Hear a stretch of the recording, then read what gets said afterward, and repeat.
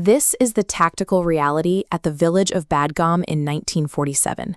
You are looking at a ratio of 1 to 15. 50 isolated Indian soldiers, surrounded and heavily outgunned by 700 advancing tribal raiders. The commander of this unit was a 24-year-old major whose left arm was encased in a plaster cast, unable to even lift his rifle. If these 50 men were overrun, the path to the valley's only airfield would be wide open, effectively ending India's ability to defend the region. To understand how a commander with a broken arm became the last line of defense, we must look at the power vacuum left in the wake of the partition of India. By late October 1947, the region was in absolute chaos.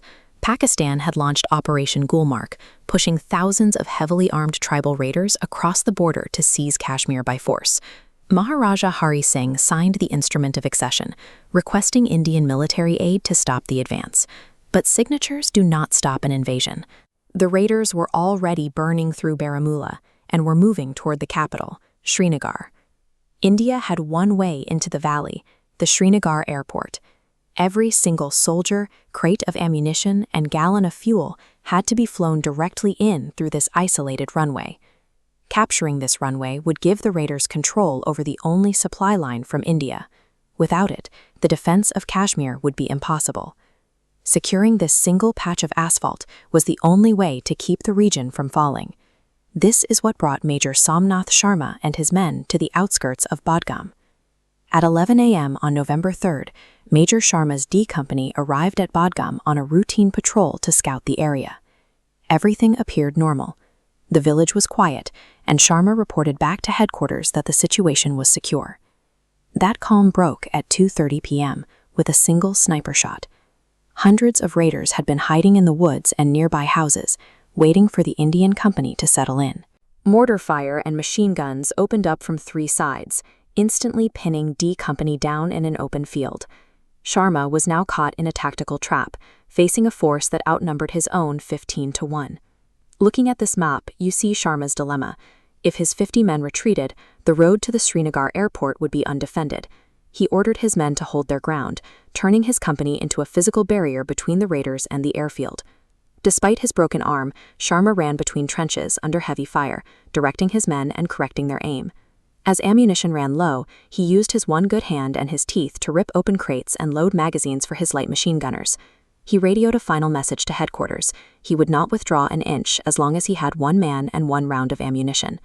At 3 p.m., a mortar shell landed in Sharma's trench, killing him instantly. The commander was dead, ammunition was nearly gone, and the remaining men were still facing a force 15 times their size.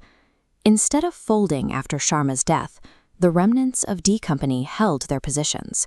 They kept firing, driven by the final order their commander had left them. For 6 hours, the survivors stalled the 700 raiders, refusing to let them advance toward the airport. Those 6 hours provided the window needed to mobilize the 1st Sikh Regiment and get Indian Air Force fighters into the air. By the time fresh reinforcements arrived, the raiders had been held back long enough for the Indian military to secure the entire airport perimeter. Major Sharma's decision to stay at Badgam provided the delay that kept the airfield and the rest of the valley from being captured.